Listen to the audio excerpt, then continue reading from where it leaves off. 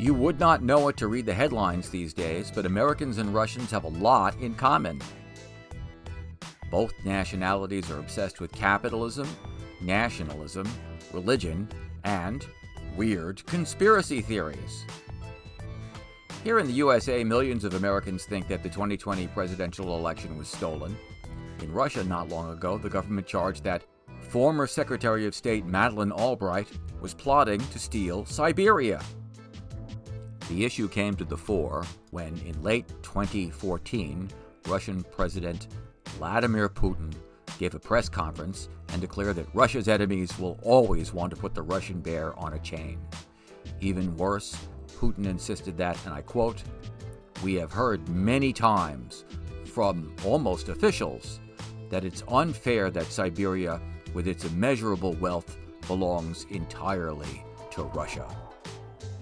By officials, of course, he meant U.S. officials, and Putin then pointed out that if the U.S. didn't like unfairness, it shouldn't have grabbed Texas from Mexico.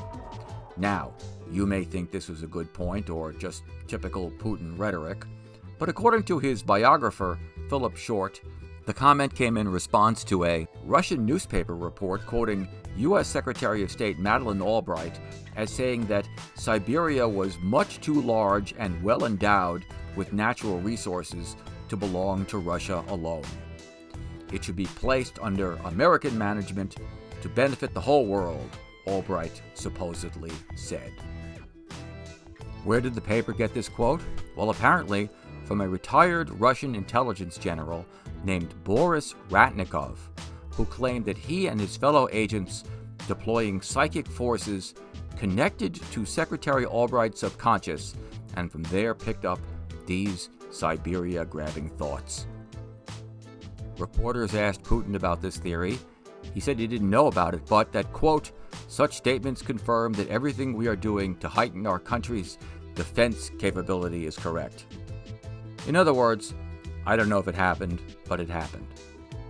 Well, to be fair, Russia's been concerned about its defense capabilities for a really long time, going back to the golden age of Russian crazy moments, the so-called time of troubles, the years following the death of Ivan IV.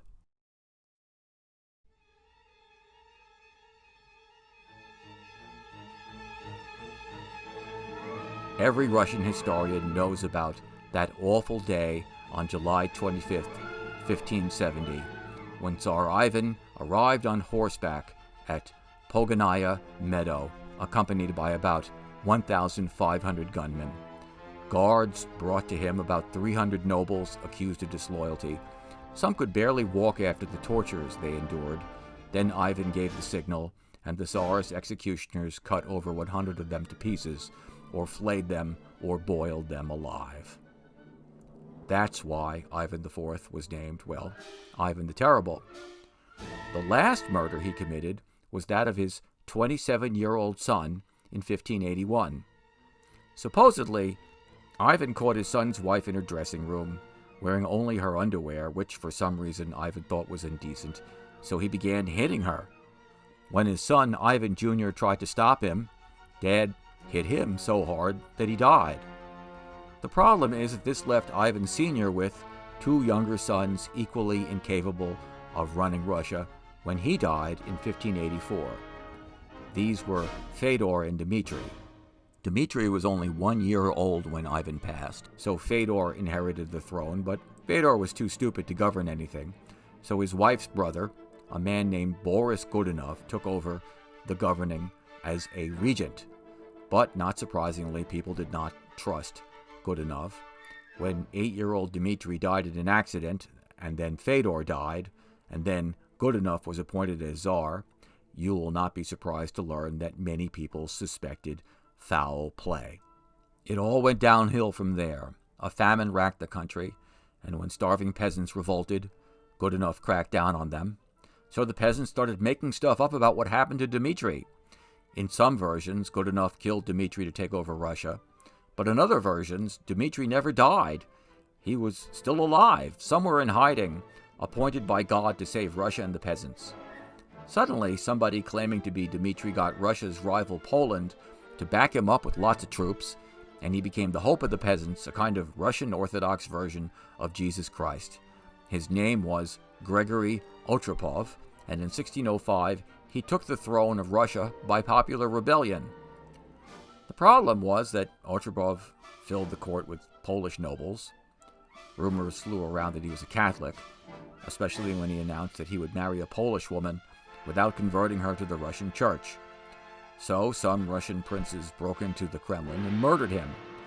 And the next thing you know, there are these new Dmitrys running around, each insisting he was the son of Ivan, one regime overthrowing another, all in the name of the imagined true Dmitry. Professor Orlando Figes, noted historian of Russia, cites the existence of at least 23 of these pretender czars before 1700 and over 40 in the next century, all claiming to be the little father Tsar, the true savior of Russia. Weird, right?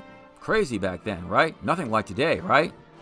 Yeah, you know, the next time you read an article that says that QAnon says that John F. Kennedy Jr. is not dead, and that together with Donald Trump they're going to swoop down and reclaim the White House and save all the children from Satan-worshipping Hillary Clinton and her pedophile ring, you think about those 60 or so fake Dmitrys from early modern Russia, and remember the old saying that history never repeats itself, but it rhymes.